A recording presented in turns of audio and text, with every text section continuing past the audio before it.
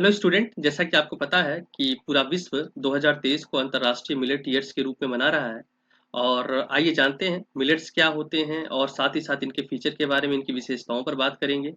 तो आपको पता होना चाहिए कि भारत सरकार ने 2018 में राष्ट्रीय बाजरा वर्ष को चिन्हित करने का निर्णय लिया था और 2021 में संयुक्त राष्ट्र के सामने 2023 को अंतर्राष्ट्रीय बाजरा वर्ष घोषित करने का भी प्रस्ताव रखा था। भारत के इस प्रस्ताव को आप देखेंगे 72 देशों का समर्थन भी मिला था। संयुक्त राष्ट्र महासभा ने 2023 को इसी उपलक्ष्य में अंतर्राष्ट्रीय बाजरा वर्ष के रूप में या मिलेट्स वर्ष के रूप में घोषित किया गया। आगे देखा जाए तो हम लोग पाएंगे कि भारत कई कारणों से मोटे अनाजों पर ध्यान केंद्रित कर रहा है, क्योंकि आपको पता है कि मिलेट एक ऐसी फसल है या बाजरा या मिलेट से जुड़ी हुई जितनी भी वैरायटीज हैं, ऐसी फसलें हैं जो कि सूखा प्रतिरोधी फसल है, यानी किसी भी मिट्टी में, खराब मिट्टी में भी और कम वर्षा वाले क्षेत्रों में भी इसको आसानी से उगाया जा सकता है। तो सूखा प्रतिरोधी होने के कारण आप देखोगे ड्रॉट रेजिस्टेंट क्रॉप होने की वजह से आप देखोगे उन क्षेत्रों में भी यह उगाया जा सकता है जहां पर यह महत्वपूर्ण खाद्य स्रोत के रूप में काम कर सकता है। मतलब जहां पर मिट्टी और कम वर्षा वाले क्षेत्रों में भी उगाया जा सकता है और वहां पर एक महत्वपूर्ण खाद्य स्रोत के रूप में यह काम कर सकता है।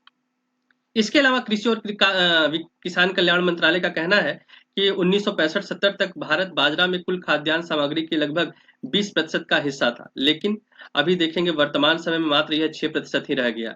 यानी अगर हम लोग 1965 और 70 के आसपास देखें तो कुल जितनी भी खाद्यान्न सामग्रियां उसमें इसका हिस्सा जो मिलेट्स का हुआ करता था 20% का हुआ करता था, लेकिन वह केवल 6% रह गया। इसको प्रोत्साहित करने के लिए आप देखोगे तो भारत सरकार ने और विश्व ने यह निर्णय लिया है।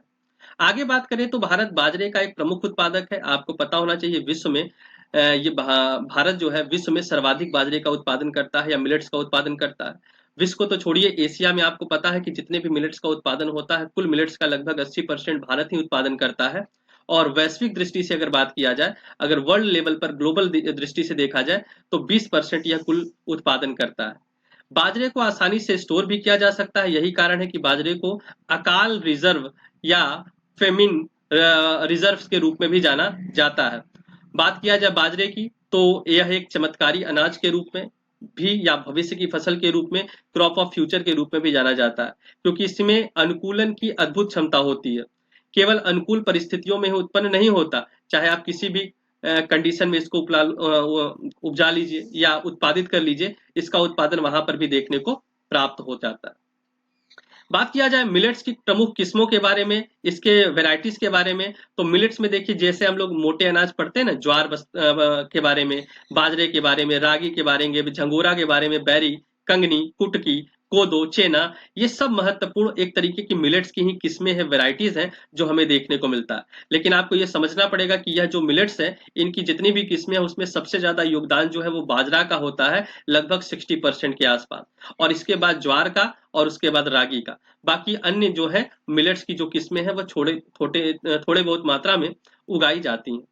इसके अलावा अगर हम लोग बात करें भारत में कुल मिलेट्स के संदर्भ में, तो आपको पता है कि भारत का लगभग 85% जो मिलेट है वो केवल और केवल 7 राज्यों में ही उत्पादन होता है। यानी टोटल 7 राज्य मिलके कुल मिलेट्स का 85% प्रोडक्शन करते हैं।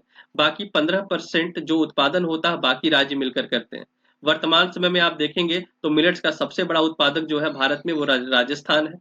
शीर्ष उत्पादक राज्यों की अगर बात किया जाए तो राजस्थान जो है वो 28% के आसपास शीर्ष पर है। यहाँ पर मिलेट्स का उत्पादन सबसे ज्यादा होता है। उसके बाद कर्नाटक, महाराष्ट्र, उत्तर प्रदेश, हरियाणा, गुजरात और मध्य प्रदेश, ये 7 राज्य हैं जो कुल मिलाकर 85% मिलेट्स का उत्पादन करते हैं।